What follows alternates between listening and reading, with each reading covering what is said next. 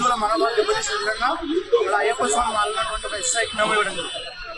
2 సంవత్సరాలుగా ఈ యొక్క రాష్ట్రంలో అధికారం వచ్చినటువంటి కాంగ్రెస్ పార్టీ గత 2 సంవత్సరాల నుంచి హిందువుల మనోభావాలను దెబ్బతీయడమే లక్ష్యంగా వాళ్ళు పనిచేస్తున్నారు.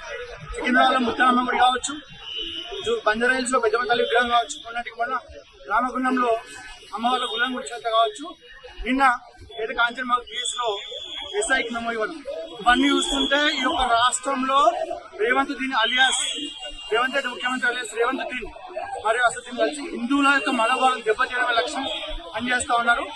వెంటనే ఆ మెమోని వెనక్కి తీసుకుని పోలీసులు బహిరంగ సభలో చెప్పకపోతే రాబోయే రోజుల్లో హిందువులందరూ ఏకమై ఈ యొక్క రేవంత్ దీన్ ప్రభుత్వాన్ని ఉపకూలిసిన తెలంగాణ రాష్ట్రం చెప్పేసి హెచ్చరిస్తా ఉన్నాం. భారతీయ జనతా యువ మోర్చా జిందాబాద్.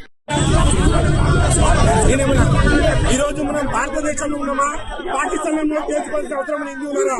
ఈ రోజు ఎంత దారుణం అంటే పోలీస్ వ్యవస్థ కంచెలు కానీ ఈ పోలీసులను ఆనందం చెప్తామని ఎక్కడన్నారు.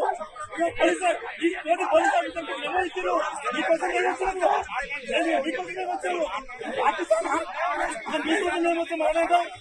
బరాబరా చెప్తున్నాం. పోలీస్ కమిషనర్ గారు వెంటనే మీ మొబైల్ వెంటనే తీసుకోవాలి. లేని ఏడలా మేము ఇంకా పెద్ద ఎత్తున ఉద్యమం చేస్తాం. ఇంకా వందలాది మంది యువకులు అయ్యప్ప సభలు రాబోతున్నారు. వెంటనే మీ మొబైల్ వెంటనే తీసుకోవాలి. ఎందుకంటే ముస్లింలకు లేని రూలు మాకెందుకు, వాళ్ళ గంటలు ముందు పంపిస్తారు.